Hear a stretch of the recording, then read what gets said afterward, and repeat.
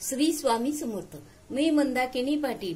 माझ्या होममेड रेसिपीमध्ये तुमचं खूप खूप स्वागत. बघा, मी आज आपण शेवग्याच्या शेंगा करतो. शेवग्याच्या शेंगा मसाल्याच्या करतात किंवा तोंडीला कोरड्या पण करतात.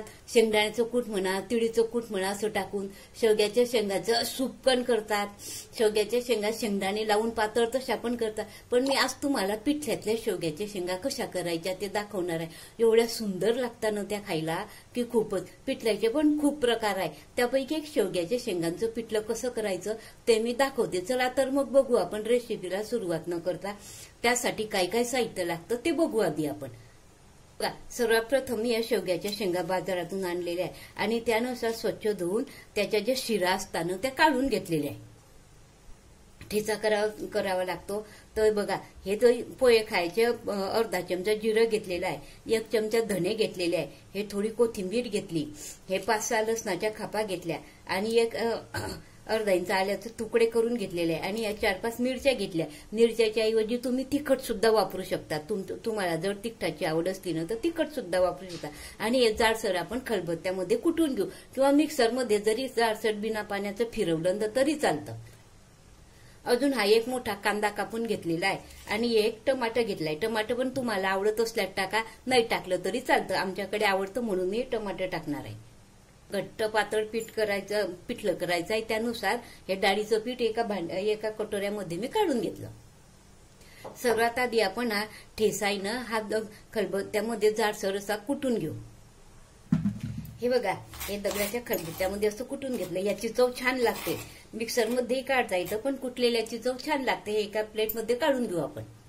हे बघा, मी एक गॅस पेटवून कढई ठेवलेली आहे. कढईमध्ये आपण आता 1.5 पळी तेल टाकू. तेल टाकल्यानंतर तेल आपण चांगलं तापू देऊ. हे बघा, आपलं तेल तापता आहे तोपर्यंत आपण हे डाळीचं पीठ आहे ना, हे तुम्ही कोरडं जरी टाकलं पाणी उकळते याच्यामध्ये तरी चालतं किंवा आधी भिजवून घेतलं तरी चालतं. आपण थोडं आधी भिजवून घेऊ पाण्यानं.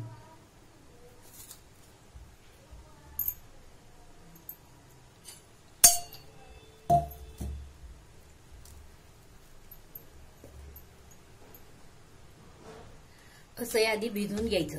याच्यात एकही गाठ ठेवायची नाही.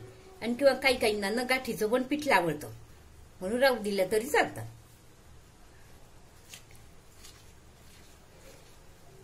घट्ट पातळ आपल्या आवडीनुसार करायचं. आपलं तेल चांगलं तापलेलं आहे. आता आपण फोडणीत आधी लसूण घालू.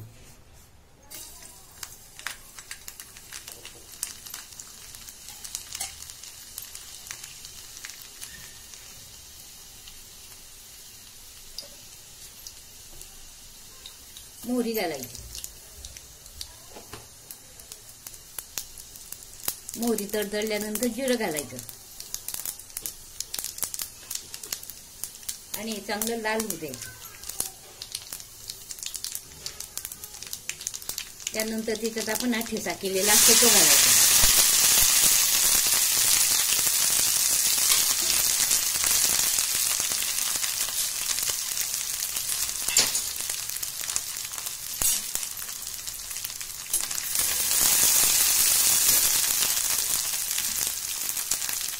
कांदा घालायचा.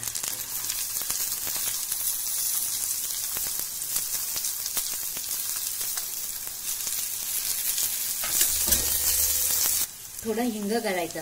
हिंग आवर्जून घालायचा. कारण काय असतं, पिठलं डाळीचं हे हरभऱ्याच्या डाळीचं पिठलं एखाद्या वेळेस गॅस पकडतो म्हणून हिंग घालायचा. हिंगानं कसं गॅस धरत नाही, मग पोट ऍसिडिटी होत नाही त्याच्याने. म्हणून हिंग जरूर घालायचा आणि हिंगाने चव पण खूप छान लागते.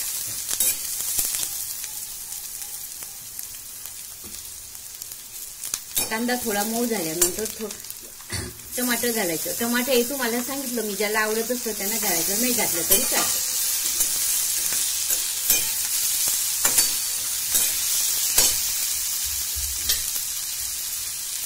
यात थोडं मीठ घालायचं. मीठ कसं, मीठ घातल्यानं कांदा आणि टमाटर पटकन गोळ होऊन जातं,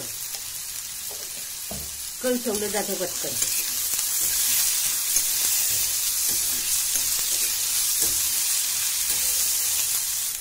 हळद घालायची.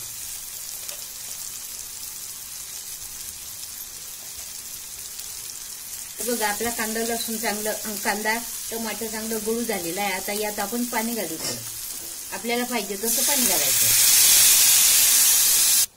आणि यात ह्या शेवग्याच्या शेंगा टाकून द्यायच्या. चांगल्या स्वच्छ धुवून घ्यायच्या आणि टाकायच्या उकडायला.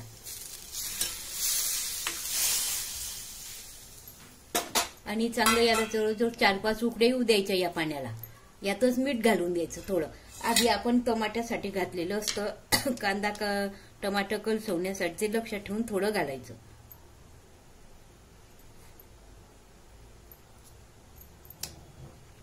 पाण्याला चांगली 3-4 चांगल्या मस्त खदखद उकडी येऊ द्यायची.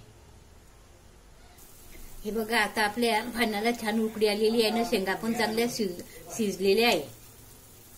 आता आपण ते डाळीचं पीठ भिजवलेलं आहे ना ते या पाण्यामध्ये घालू.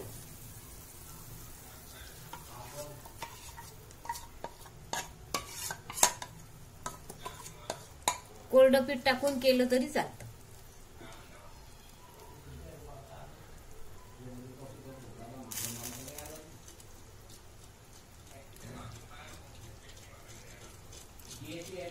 हे पहा असं घट्ट पातळ आपल्या आवडीनुसार जसं ज्याला आवडत असेल तसं घट्ट पातळ करायचं. घट्ट झालं तर पाणी टाकायचं थोडं.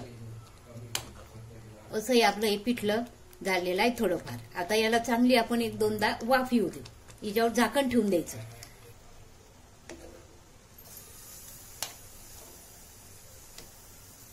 आता याला चांगले 3-4 उकडे येऊ देऊ.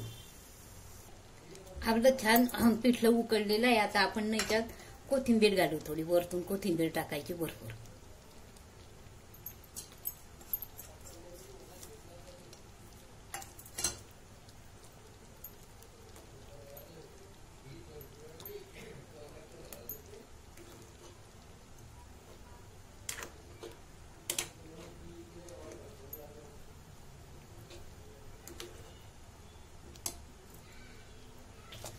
हे बघा असं आपलं हे पिठलं चांगलं शिजून झालेलं आहे. हे बघा संपूर्ण आपलं हे पिठलं आता तयार झालेलं आहे. आता आपण गॅस बंद करू. हे बघा किती छान झालेलं आहे आपलं हे पिठलं. तर बघा ना शेवग्याच्या शेंगा पण एवढ्या छान शिजल्या गेलेल्या आहे ना की खूपच. तुम्ही एकदा हे मी ज्या पद्धतीनं केलं पिठलं त्या पद्धतीने एकदा तुम्ही करून बघा. ट्राय करा या पिठल्याचा एकदा आणि खाऊन बघा. आणि बघा ही कशी लागते हे पिठलं रेसिपी. तुम्हाला माझी ही रेसिपी आवडली असल्यास शेअर करा, सबस्क्राईब करा आणि बेल आयकॉनचं बटन दाबा. म्हणजे अशाच मी नवीन चमचमीत झणझणीत रेसिपी अपलोड करेल तेव्हा सर्वात आधी तुम्हाला दिसेल. धन्यवाद.